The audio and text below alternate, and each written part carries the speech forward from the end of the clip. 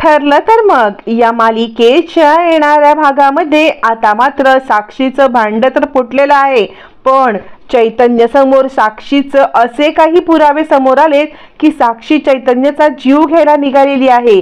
पण या सगळ्यामध्ये चैतन्य साक्षीवरती भारी पडलेला आहे। एका क्षणाचाही विलंब न करता ऑलरेडी चैतन्यने साक्षीलाच आता रूम मध्ये कोंडलेला आहे। हो, आणि आता सत्यामध्ये चैतन्यने साक्षीचा गेम केलाय।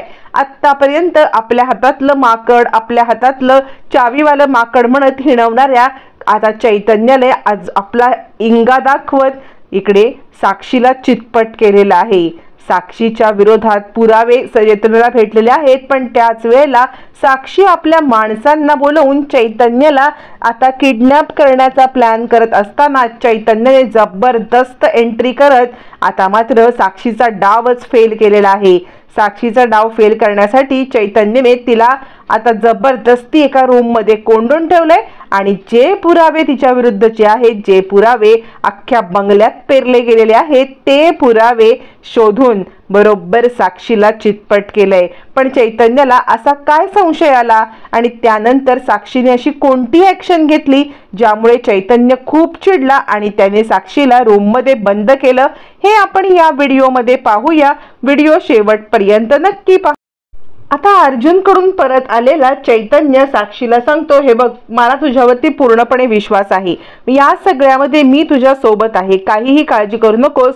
पण अर्जुनचा पण गैरसमज मला दूर करायचा आहे। अर्जुनचा गैरसमज दूर करण्यासाठी मला त्याला तू कशी निर्दोष आहेस आणि त्याचा कसा तुझ्याबद्दल गैरसमज झालाय हे पटवून द्यायचं आहे आणि त्यासाठी मला ना सगळे पुरावे काय आहेत हे त्याला सादर करायला पाहिजेत। म्हणून त्या रात्री नक्की काय घडलं याबद्दलचे जे पुरावे आहेत ते सगळे तू मला द्यायचे। आता साक्षी हदरते आणि ती विचार करते की त्या रात्री खरं काय घडलं हे या मूर्खाला कळलं तर मी जाईन 12च्या भावात। याला काय कळतंय, याला उगाचच मोठेपणा करायचा आहे आणि अर्जुनला का सिद्ध करायचं आहे, अजूनही याच्या डोक्यातून हा विचार जातच नाही की काय।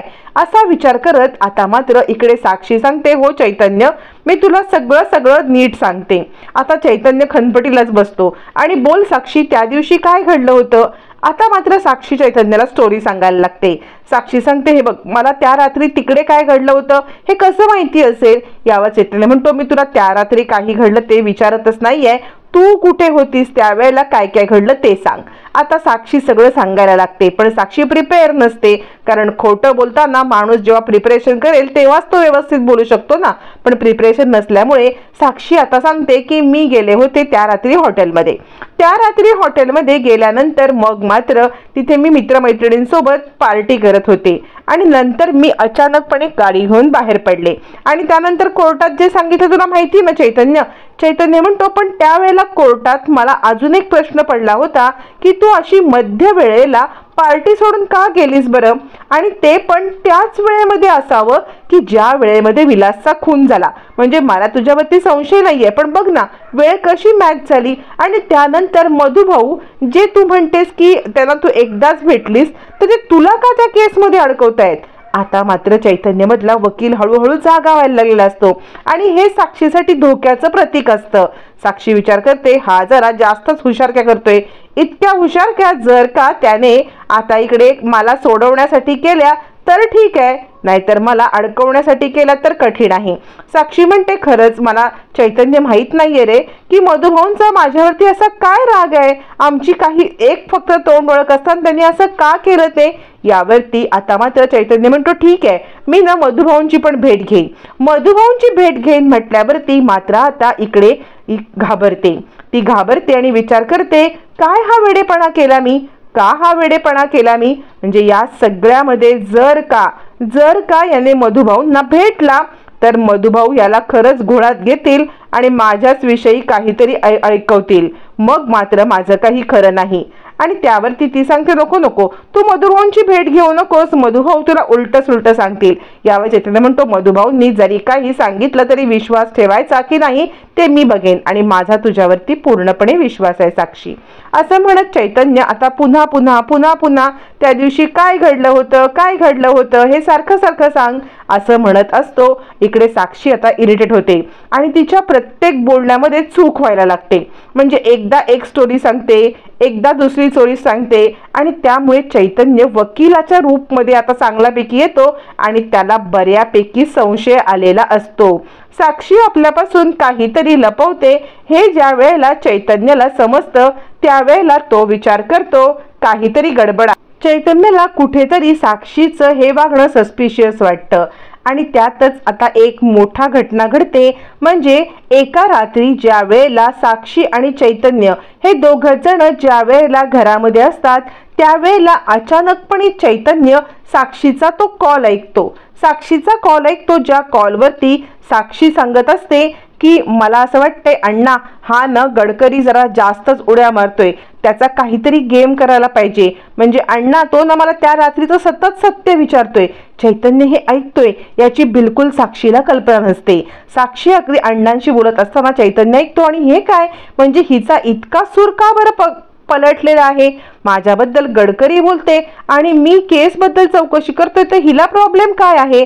नाही काहीतरी चुकतंय. त्यावरती तिला आता महिपत सांगतो हे बघ तू काम कर, तुला ज्या क्षणी वाटेल ना की हा तुझ्यावरती भारी पडतोय आपल्या गुंडाला सांगून त्याला त्या खोलीत कोंडून ठेव आणि मग बघू त्याचं काय करायचं ते.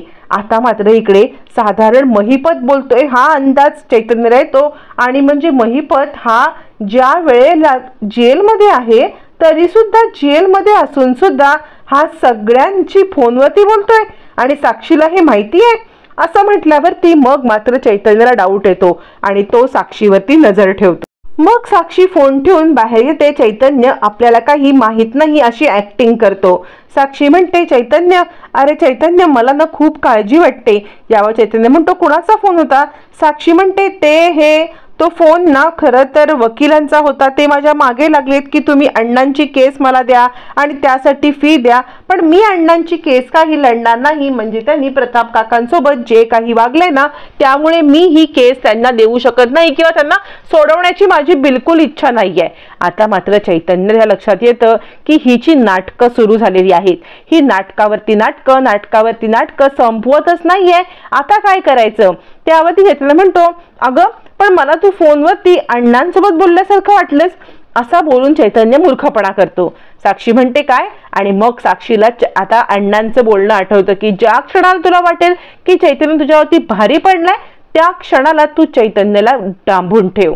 आणि तेच करण्यासाठी ती जाणार पण चैतन्य तिच्यावरती हावी होतो आणि म्हणतो साक्षी काय करतेस तू. साक्षी म्हणते चल तू त्या रूम मध्ये चल. आता मात्र चैतन्याला अंदाज येतो आणि तो म्हणतो साक्षी मला खरं तर सगळं समजलंय. म्हणजे तू न जे काही आत्तापर्यंत वागतेस वागणार आहेस ते सगळं मला अंदाज आलेला आहे. यावरती साक्षी आता चिडते आणि ती पटकन चैतन्याला आता रूम मध्ये कोंडून ठेवायला निघते.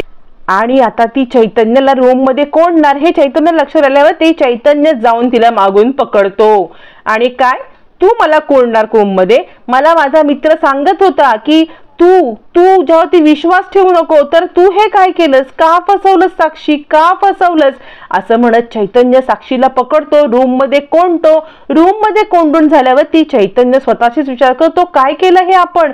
म्हणजे साक्षीवरती विश्वास ठेवून किती मोठी चूक केली. आणि चैतन्य रूम मधले सगळे पुरावे शोधण्याचा प्रयत्न करतो. रूम मध्ये असतील नसतील ते सगळे पुरावे घेऊन अर्जुन पर्यंत पोहोचणं हाच त्याचा हेतू. आता मात्र मालिकेने एक वेगळं वळण घेतलेलं आहे. साक्षीला तर रूम मध्ये कोंडलंय पण साक्षीजवळ तिचा मोबाईल सोडलेला असतो आणि ही सगळ्यात मोठी चूक होते.